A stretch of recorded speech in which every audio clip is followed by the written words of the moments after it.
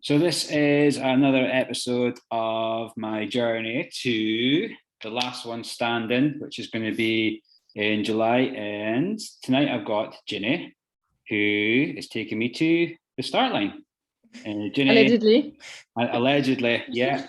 Ginny is my coach, for less of a better word, has guided me. When we first met, it was way back. It was a while ago. I was in the doldrums because I just finished London and I went 4 minutes slower than I wanted to go. And then I think we actually had a chance meeting at, was it Chapelton of Elsick? Yeah, that's right. And you were saying, and I was wanting to do Edinburgh Marathon like a week after, and you were like, probably not a good idea. Sounds like something I would say, yeah. Let's try and build towards Inverness. So we set up a plan and we trained for Inverness, where we PB'd quite a bit, 3:14, and then after that dropped the bombshell to you that I wanted to go fast 5k, and then the following month I think we wanted to go for the 50k. So it was kind of like I was totally excited and wanting to do everything, and you were like, right, okay, let's get a plan made up. So I think we both kind of came to the consensus that it was going to be distance rather than speed, and I think we planned out, I think the first one was going to be the Dava way, and then it was during COVID, and I think with COVID, it got postponed. So we kind of built all the training up to do that 50-kilometer run, and then there wasn't one until November. So that was going to be around about the March time. So we were going to do like a normal run, like just a 50k. Still planning to do it on the exact same days what the event would have been, and we did the training for that. So again, for today's episode, I was going to just like speak around about what kind of problems you would kind of envision having to train from like a marathon distance to ultra distance, and then what kind of, not necessarily problems I caused you, but maybe like well, maybe the problems I caused you by maybe changing plans, or maybe skipping sessions, or not necessarily skipping sessions, but like just busy life gets in the way, and how we were able to be quite flexible around about the plan for that. So I guess the first topic we probably need to talk about is, how do you go from marathon to 50k? I guess that's the first one. Yeah, I think you've been wanting to go into ultra distances for quite a while now. When you trained for Inverness, which one was in 2019, I remember in the summer. So Inverness was in October, and I remember getting a message from you in August being like, "Oh, I've seen that ultra, at the end of the month. Can I do it, coach?" And I was like, "No, no, you can't." And it was a bit of a case, do you want to train for that marathon, or do you want to do something else? And you were like, "Fine, I'll keep myself focused, and I'll commit to this marathon, and I'll do it well." So you did the marathon. You didn't do the ultra. You listened to me. Which ultra was it again? Was it Speyside? It was something at the end of August, I think. I think it was quite close to the marathon. It was quite close, and I was like, if you want to do it, that's fine, but it's not really productive for the marathon, because that's kind of where you're doing your hard session for the marathon, like over a month out, 6 to 8 weeks out of the marathon. So it wasn't the best timing, but I kind of knew from then that what was coming after the marathon was probably an ultra. So we did a quick stop over 5k distances, and to be fair, you did really well. I think you've obviously got quite a range, in terms of what you can do, because you ran about 19 minutes, I think, in the 5k. A few months after the marathon, so that was really good going. And then you were like, okay, I want to get into ultras, I've got one down the line in a few months. I was like, that sounds good. So we're talking about that over Christmas after the 5k, and on the 1st of January you were like, oh, I'm going to do a long training run, and you ran 50k. That was it was really icy, and it was the first. I think if I can put a little bit of context of why I did that, is I think that was the COVID time where you weren't allowed to travel, and if you were in Aberdeen, you could travel Aberdeenshire, but if you were in Aberdeen, you couldn't travel out. And we'd planned to go down to Newcastle, then last minute it was kind of like, you can't travel out with Scotland, you can't do anything. So I think Sarah and the boys went down to Newcastle, and I was kind of like, well, what is on them first? So remember it. And I remember being on the D-side line, and it was like thick sheet ice. And Asics, I think I can't remember what they're called, but they've got the little metal the spikes. spikes, yeah. So it was like 5 hours of just plodding away on the D-side line in the ice, thinking, this is just not what I signed up for. And then it was all right. It was all right, but that was kind of like, well, I guess another issue is that, like, how did it help us? Did it hinder us when we were training for April to go 50k? That I would just go, because that would be the longest run I did for a while. Yeah. So since the marathon in October, we then went ultra on the 1st of January. Yeah, but you had the training background, and I guess where I'm getting at is, that was beginning of 2020. We're now 2022. Last year, I was looking at your training in 2021. You did 3 50k races. One of them was virtual. I think it was a Dava Way. It wasn't virtual. It was meant to be that day. Because of COVID, it got postponed. So you did it the first time on the day it was meant to be, and then you did it on the day it was pushed to towards the end of the year. And then you did the Benahir Ultra as well. But interestingly, the dry run of the Dava Way was quicker than the actual Dava Way. Yeah. By about 40 minutes. Yeah. I guess different routes. You had some issue on the Dava Way as well, with your bottles, didn't you? So yeah, so I guess, we now training for 24-hour plus kind of event in July, but really you've been training for long distances for, couple of years at least, and you're already at the background of running consistently for years before that. And kind of the way you plan your races is kind of stepping up a little bit every time towards that 24 hours plus. I've written down like the key milestones that we had. So I've written down here. We were introduced at Chatwell Velsic. We then trained for the marathon, then 50k Dava Way, then it was the 50 miler, the Moray Way. Then we went back and did the actual Dava Way, and then we did 12 hours, and then the next one's going to be the 24 hours or 100 miles. Whoever comes first. And I did the first episode of this kind of like chat thing the other night. It was just myself introducing it. And I was like, I need to stop talking about it as 100 miles because it's not a 100-mile race.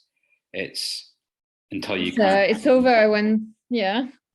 And I've always kind of said to myself, if I say it's 100 miles, when I get to that 24, then I'm like, I've given myself an out, and I don't really want to do that.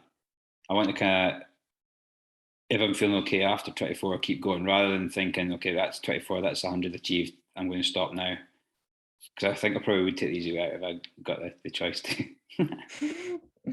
I guess, for context, the last one standing, the Highlander you're doing at the end of July, is one loop every hour. You have 1 hour to complete it. It's 6.5k, or just about there, and it ends when there's only one person finishing. And I think officially everybody else finishing before is a DNF.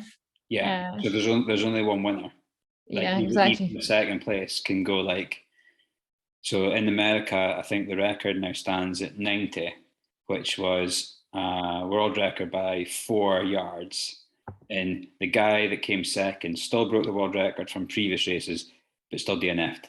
Yeah. That was quite recent, wasn't it? Yeah, so that would have been 22nd of May. So not far ago. And so you get an assist if you're second, because that person wouldn't have been able to break the world record if nobody else had went that far. So he gets the assist to the world record. Because say, for example, there's only 2 people left at 30 yards, then you run 31 on your own. That means you've won, but you can't do 32, 33, 34, 35. You can't just keep going. That's right. Okay, it stops once you're the last one standing. So so second place has, like, you have to have like a good running partner. I can't believe we're talking about how we're going to be finished. Break the world record. I mean, I'm going to work on Tuesday. The other thing is, you need to go over 24 hours to get a medal. So the distance is 4.1 something. So that when you do 24 laps, that's 100.8 miles. So 24 hours would be 100 miles. that's why they kind of did it like that, is so that that makes sense. Yeah.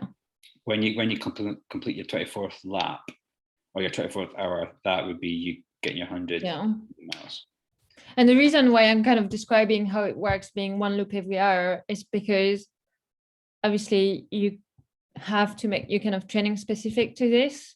So you're not actually running continuously. You probably have a little bit of a break in between laps because you need to be back in time for the next lap. And technically you should have the time, to complete that distance. So it's kind of a little bit of kind of stop and go as well, because you will be doing your lap and then you'll be going into the aid station or kind of the starting point of the lap, and then maybe sitting down, refueling, and so on. So it's kind of that aspect of doing the same lap over and over again, but with little breaks in between.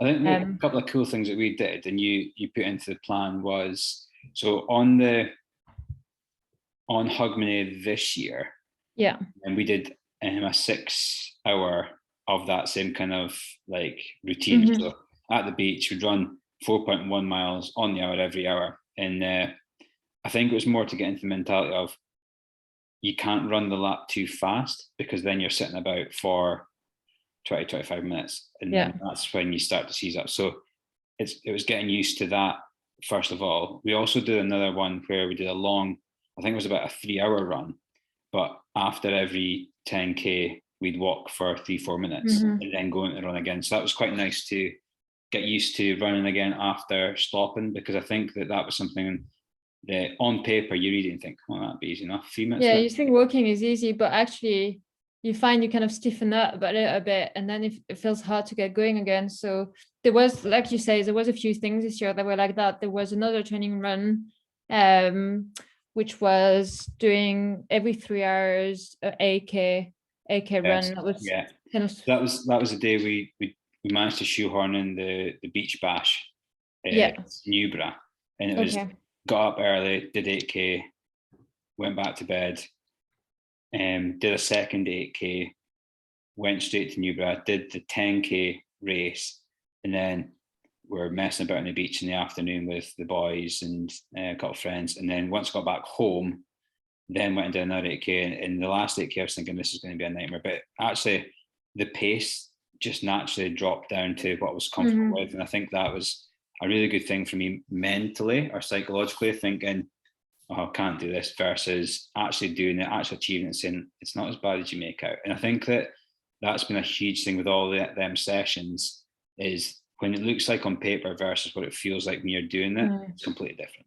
And like, even me now reading run 100 miles, I look at that and think, oh, that's not too bad, versus being in the heat of the moment, I heat of the battle, doing it, I think it's going to be completely different. So absolutely.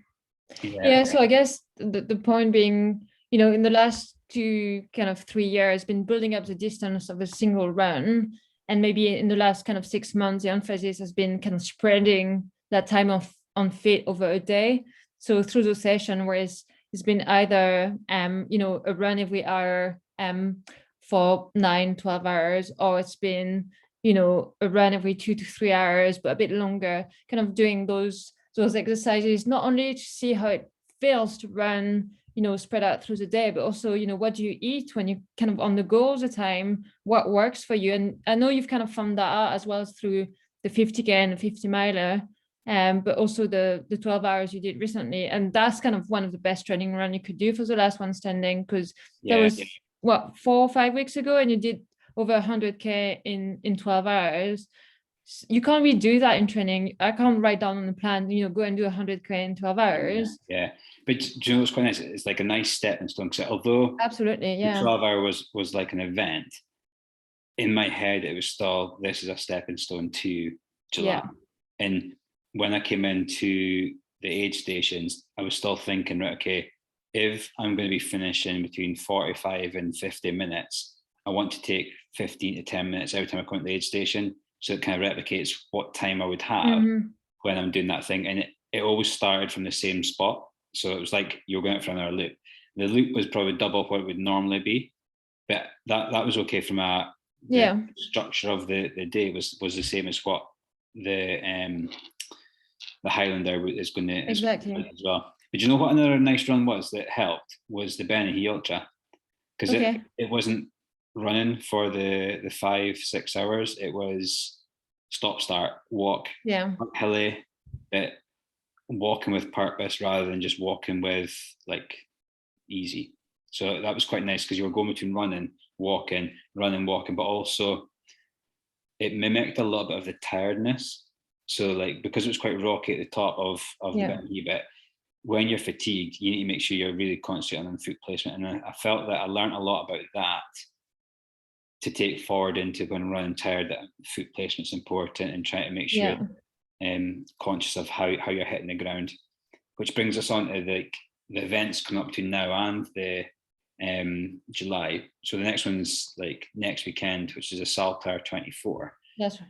And it's one of these things that you can't really program in night running, because we messaged throughout the week and you're like, do you want me to put a couple of night runs in? And it's like, well, I think using this event for the night runs is going to be quite nice, because I've never run at night. And it's completely different, and it's good to practice. Like you said, I think those races you've picked are basically the perfect training, because you've got some really long distances, but the other elements of stop and go that you've done previously, and this one is night running, because 24-hour race, you obviously will be running through the 24 hours plus, I should say. You'll be running through the night, and it's hard to replicate during training, because ideally I don't want athletes to lose sleep for the running. I want them to sleep 9 hours a night if they can. I don't want them to wake up at 3 a.m. to do a run and see how that feels. But in the context of a race, it's kind of easier to do, and it's probably closer to what you'll experience on the last one standing. So that's another part of the equation that's good to practice beforehand, and that race is perfect for that. So I guess the Saltire as well is roughly, it's a looped course, which is 4 miles as well. But because I'm doing a relay and there's 4 of us, it'll probably be 4 miles every 90 minutes. Okay. So that's a lot manageable for the body from a load point of view. I don't have to recover too much from it. But what it does do is it keeps me probably more awake during the night, doing a little bit of support for the other guys. So that there'll definitely be a fatigue element there without the volume of running added onto it. But it's also like the fueling. Like some of these things you can't really replicate during the day, because your stomach, I guess, just changes. And you've learned a lot on the race you did, the 12-hour race you did a few weeks ago. Again, still. I think the big thing is that you don't know what you're going to want. Yeah, you just have to be prepared and have a selection of sweet and savory. I know we discussed that before the 12 hours, and trying to name all the snacks under the sun to make sure you have an option. But it's like consistency of snack, savory versus sweet versus liquid versus firm versus hot versus cold, and it's like you just don't know what you're going to want. And having something, and then like even like with the 12-hour, it came down to butt trays and fisherman's friends. And like if you were to say to somebody, what do you recommend? I'll definitely take butt trays and fisherman's friends. You're like, well, it just wouldn't happen. So it's like the experience has been there. And I think that with the event coming up in July, even though it's like the first time I've ran that kind of event, I think the experiences that I've picked up has been great, from like the marathon right the way through to the 50 kilometers, right the way through to the 50 mile, to then the 12-hour, to then the 24-hour relay, to then the big event in July itself. The last thing about the last one standing in July is, if you look at the loop that you're doing, it's actually quite hilly. There is a kind of a just over 2K hill, and you climb about 120 meters over 2K. So I think it's about an average of 5% for the hill, but it's is part of it at 10%. You might be kind of power hiking depending. So that's kind of, as we get closer to races, it's trying to make the training specific.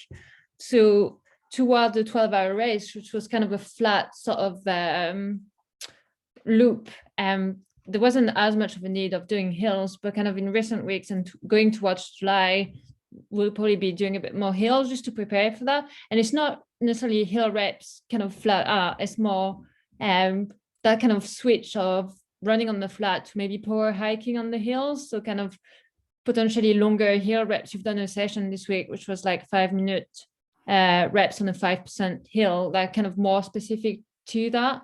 And it's kind of trying to do sort of longer run that a bit hillier, just to be a bit more conditioned for that, because it's just over the day, it kind of adds up. It's maybe not a big hill like in one run, but you'll be doing it 24 times and maybe more. So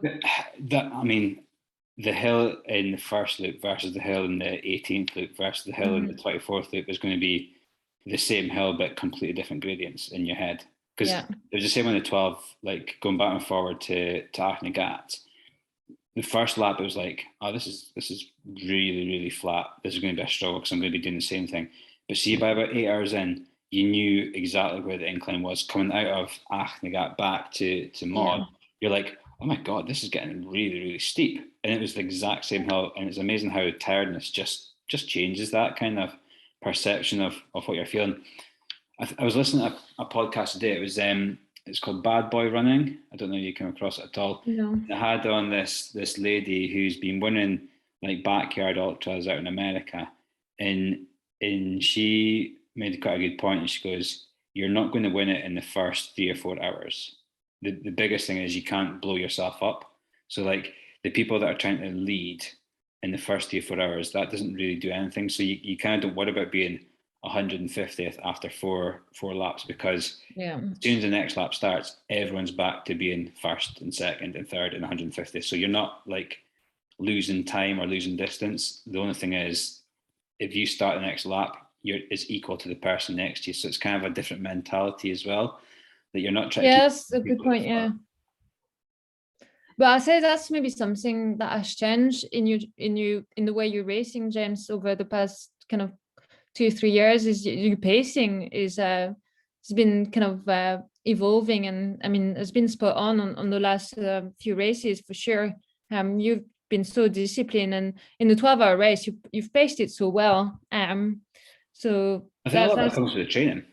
Like like when you see a pace, and probably when we first started working together, and you said nothing in the fours. Like we work in kilometers per hour, and you were saying like easy run, nothing in the fours. I'm like, oh yeah, but 4:45 is what I normally run my easy runs at, nothing in the fours. And now my easy runs are probably like 5:35, but then I'm still able to do my 5Ks faster than what I was doing right when we started. I don't think I'd been below 20 when we first started working, whereas now the polarization of the training has been good. Now, when you put in the plan like 8K, 5K easy, then I know now that's easy. That's a nice run. I don't even think about a pace. I just run to feel more than anything else. And that's been a huge change, is knowing what that feels like. And I think that takes a bit of time to get used to, maybe, I think. Oh yeah, absolutely. Being confident that you're not losing pace, or you're not losing fitness by going slower. And it doesn't matter what it looks like on Strava, that it's a slower run. Yeah. It has to be, you might not like the session, but you like the results of when the race of a 5K or a 10K comes round, you're able to switch the gears to. And I think that that's been something I really, really learned from working with a structured training plan for myself. And I think that would be one of the key things I'd probably recommend to anyone that was looking to do something like this is be comfortable having structure from somebody that's able to say, look, I think you should be going at this pace rather than the pace you're going at. And you've got to trust it. You've got to trust that you're working towards a bigger thing than your Tuesday night 5K run. Nobody cares about it. Yeah, absolutely. I think that's a mistake a lot of people make, maybe with kind of limited experience, is kind of trying to push every run because they feel they can, and they can, and that's fine. But the problem by doing that, when it comes to doing a hard session, where that's where we're trying to, make gains, you're just too tired. You're just too tired. You can't hit the pace, and you don't have that contrast. You kind of end up running a lot of your run at the same pace. So doing an easy run is just kind of getting yourself ready for the session. So yeah. And I think that comes back to the start when we were maybe a couple of years ago looking at sessions, and I'm saying I'm struggling with the speed work. It wasn't because the speeds were not achievable, it's because the recovery stuff was too fast. I was doing the recovery stuff. So I'm not really like, I changed my mindset to thinking that the only sessions I need to really nail are the sessions. The other ones have to be easy, and they have to be think about something else. And that's where I started listening to a lot of podcasts when I'm running them, so I can listen to something rather than thinking I need to run fast, I need to run fast. I was able to like switch the mind off of Okay. and That's I a think good that made a tip. huge difference because the paces are even faster now than what they were before for the sessions, but the recovery stuff is still the same speed. And Yeah. even like tonight, I think I did the 10K easy with strides, and the average was 5:15. And I already looked at my watch thinking, oh God, that was too fast. And that's been a massive like mindset change for me as well. Yeah. But it goes back to like that the 1st of January when I did that first 50-kilometer run. What I took from that mentally was massive. And I remember saying to you at the times that psychologically being able to tick that distance off was huge. But at the same time, like what problems come up was really, really quite interesting so that I could start solving problems on my feet rather than fear distance, if that makes sense. And I think that every time we go longer or go further, I'm quite excited about what's going to stop me rather than fearing what's going to stop me, if that makes I think sense. that's something you're really good at. And I think that is, an advice to kind of take away for a lot of people is how you reflect on each run and kind of races and experience you have. It's not just, you have your run and you're like, oh, it went badly and that's it, and put it in the bin, or oh, it went well and put it in the bin and move on. You're like, okay, if it's not a bad experience, but if there's things that didn't work, usually quite good, I'd be like, okay, what didn't work, why it didn't work, and you kind of taking that time to reflect on it. And sometimes when it works, you're like, okay, what worked this time, what did I like, food wise, or what was good, my pacing was good, and you kind of learn from those experiences. So, and yeah, so that's a really good thing that you do, and I think a lot of runners could kind of try and copy and learn a lot from. It's quite interesting. Like running is more than just putting the one foot in front of the other. It's how do you feel that day? How do you have to respond that day? What else is going on in like life out with? What else are you doing at the same time? And I think that I was always, if I didn't hit times in a session, I'd be like to you, I was like, oh, I didn't have a good day today. I couldn't do this pace, couldn't do that pace. And you're like, that's fine, just move on. And I'm like, oh, no, but I couldn't do the pace. That pace is no longer what I can achieve. Just leave it, park it, move on. And then the next time I hit a speed session, it's like hit it without an issue. You're like, well, the pace haven't changed. It's just Yeah. whatever was going on in your life at the time is a lot easier. And I think that that's been a massive thing, is that being accountable to somebody and saying, look, I'm really worried about this pace, and then them saying, well, I'm not. And you're like, okay, that's reassuring that I don't need to worry about that one training session, whereas it's the whole plan. It's always a bigger picture, always. Yeah. And I think as good as it is to reflect on races, I think it's good to have a kind of a deadline on it. So whether it's a good or bad race, give yourself 24, 48 hours, because, we put a lot of work into it. So if you have a bad experience, you kind of feel sorry for yourself, you're not happy, and that's fine to feel those emotions. And I think you should kind of, allow yourself to be sad or be angry or whatever you're feeling. But after, 1 to 2 days, back to work, this is fine. You felt sorry for yourself, but you can move on now, It's and quite it's the interesting. same. Like Tiger Woods has like a 5-step rule. So if he misses a putt, he's like 5 steps to be really, really angry, really, really focused on that missed putt. Why did he miss it? What can you do differently? But after that 5th step, he's then got to think, okay, I'm going to tee box next. Because if he doesn't switch from the bad experience to the good experience or to the positive, he then shanks the next one off the tee because he's still angry at the last missed putt. And before you know it, your round's gone. And it's the same like in a race. If something goes wrong, I think that that's probably something I've been a lot better at, is experiencing ups and downs in a race. Where in a 10K, you probably don't get it. Even like a half marathon, you probably won't get it. A marathon, you might. But it's getting to the point where you feel this is terrible, I can't go on anymore. Hang in there for like the next 10 steps. And then all of a sudden you're like, I say, feel really, really good. And it's like, sometimes it's being able to not give up when it's not going well. And it's the same with like the training sessions.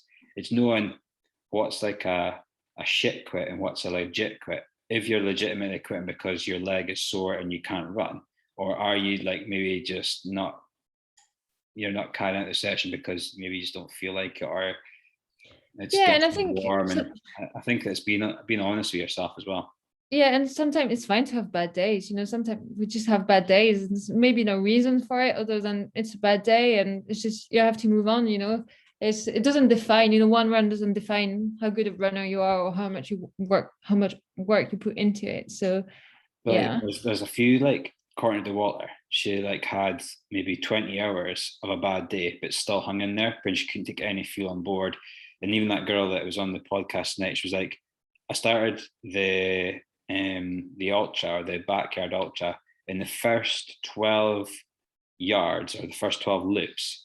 She couldn't take any food on, and she felt really tired. And she's like, this was just something that it was going to be a bad day, but then it's knowing it was a bad day and then shutting up shop, or is it a bad day and just hanging out until it turns into a good day? yeah. So I think that'll be a lesson as well for the last one standing in July, is kind of take one loop at a time. Don't be like, oh my God, I've got 30 more loops to do. If I can, it's just do the one loop. When well, not well, that's fine. Just try the next loop, and it didn't go well, that's fine. You've got a new loop to go to. So it's just don't let one loop bog you down, and how you felt. Just take them one at a time as well. Don't go thinking, that's the first one out of 24 that I want to do. It's more, do one more and do one more and do one more. And that's kind of the mindset I want to have going into it. Is like, I want to be timed out rather than me back out, if that makes sense. So like, rather than saying, I'm not going to go for another lap, I want it to be physically being DNF'd because I've not made it back, or so I want to kind of go to the point where I can't make the time. And that doesn't mean to say that'll be 24, it might even be 18, it might even be 12. Yeah.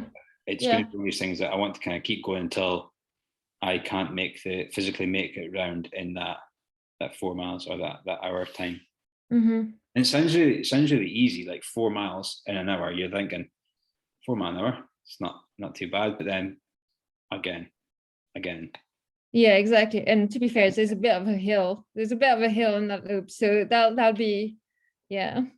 I think I might. We're due over to West Coast in July time, and I think that we're not far from Blair Athol. So okay. I think you see the course. I think I probably need. I think that would be good. Yeah, see the course in advance and see how it feels.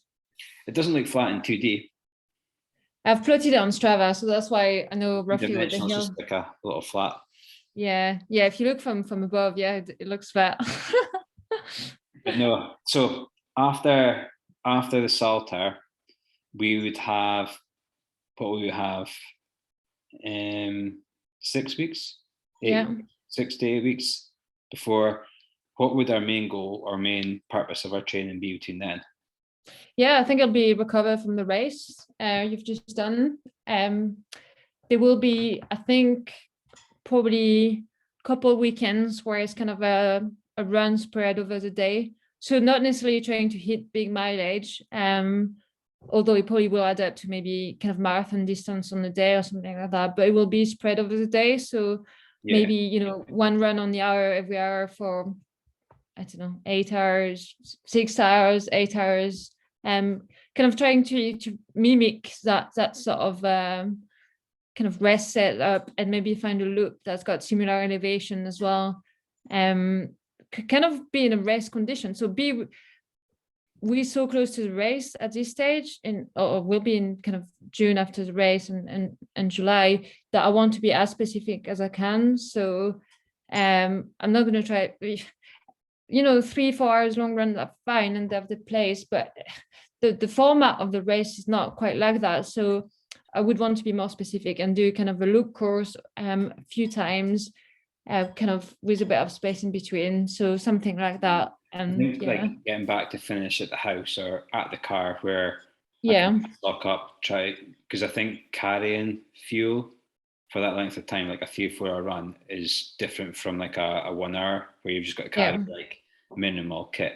And I think that always coming back and always starting to say, what worked really well at the 12-hour was, it was a tip that two of the girls that I was running with were saying, is that if you've got a loop, break the loop into even lesser bits. So it's going to be a 4 mile loop, but there might be a hill. give it a name, give it like a character, so that you then get to that point. You then get to top of the hill, you give it a character. So it was amazing how in the latter stages of the 12 hour, I was like, oh, this is, and there was like Tom Daly's bridge, there was Putin's hole, there was all these different things that you're running by and you think, oh, this is that, this is that, this is that. And then you get to Achnagat and you're like, oh God, that's the 4 miles past. And you're doing the same bit on the way back. Yeah. And then there was like the mile before I had to text my dad to say I was coming, like that was me coming. So it's like you just worked through mile blocks rather than 4 mile loops. So it's even breaking the loop down into mini bits. And I think practicing that in the weeks before of doing the same loop over and over again, even if it's like we pick a route and you say, that's not got enough elevation, we need to put more elevation, picking a route that we do over numerous times. I think that's going to be quite good training. Yeah, it doesn't need to be exactly like the race loop, but something close, because you want to kind of be in a race sort of scenario. So yeah, and just practice. And like you say, it's not just the kind of physical side or training the leg, it's really like how do you handle the situation? How do you handle going over that loop again and again? Yeah. Night runs, we'll do much night runs more than the Saturday, or is that more personal preference, or is that like that goes this next weekend? Yeah, I think we'll see how next weekend goes. I just feel like night running is a bit of a trade-off, in particular at this time of year. You don't get much proper kind of nighttime because it's so light. So you would have to run, between 11 at night and maybe like 4 in the morning to really get proper night. As it said in the podcast, was that your tiredness changes every time you're tired. Like one time you can go for a run in the middle of the night and you can be like buzzing. The next time you can go and you're like just toiling the whole time, and there's no like consistency with it. So yeah, I don't know if the benefits are.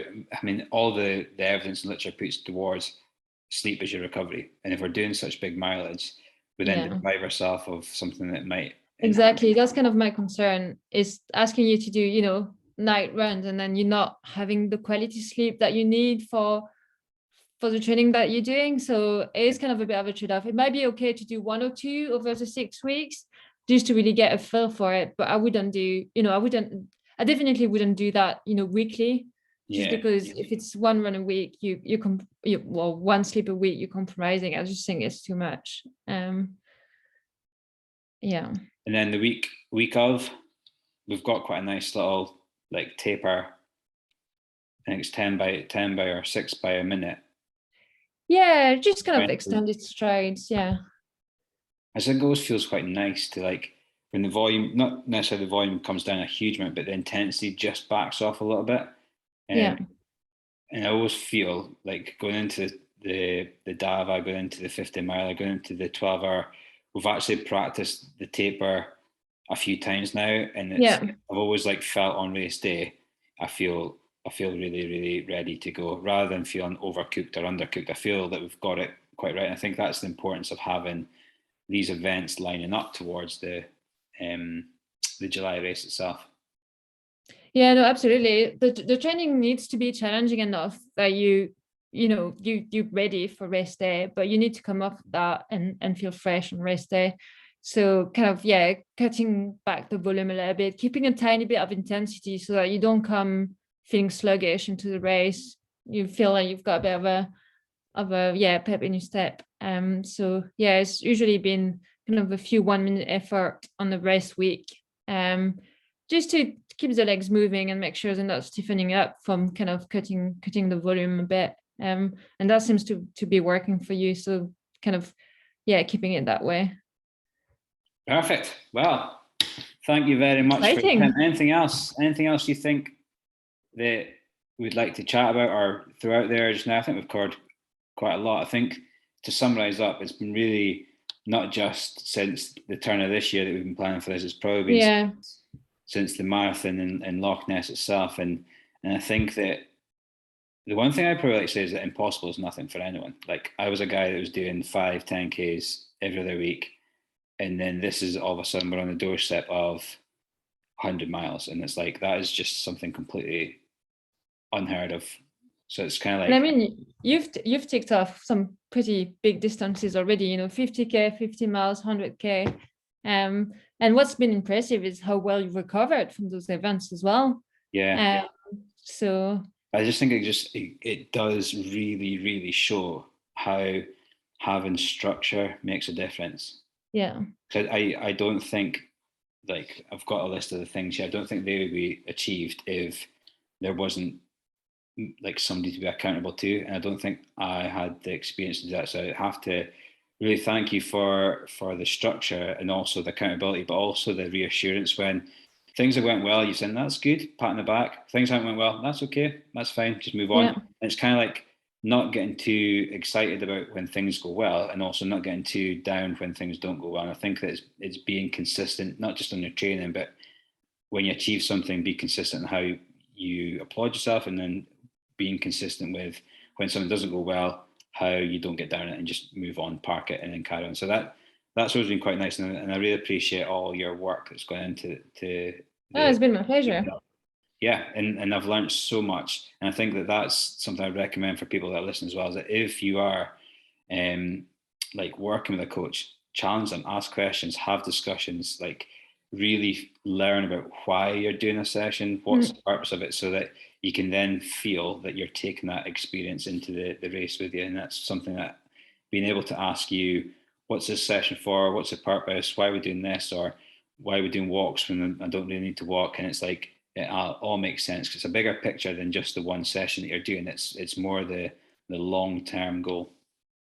Yeah, absolutely. And I think it's good to be challenged. We need, we're learning as well, I suppose, as coaches. And when I started coaching you for ultras, I had not done an ultra before. So it was also, asking other people that had done ultras before, and I think how do you do it? There's a great community that you can reach out to, and local. Oh, absolutely. Aberdeenshire, Grampian, there's so many like experienced ultra runners there, and I've never met one that would not give you advice or give you help, because absolutely agree. Yeah, 100%. It's not that you're competing against them, it's that you're competing against distance, and it's such a nice mindset change from the 5, the 10s, the half marathons, even the marathon to a certain degree as well.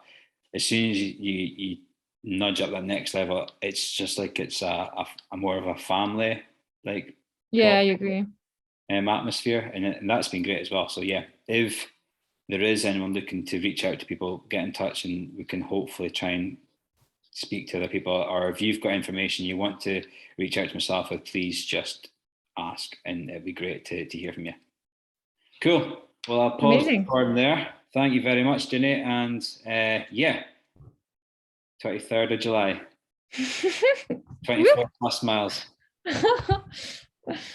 Cool. See you later.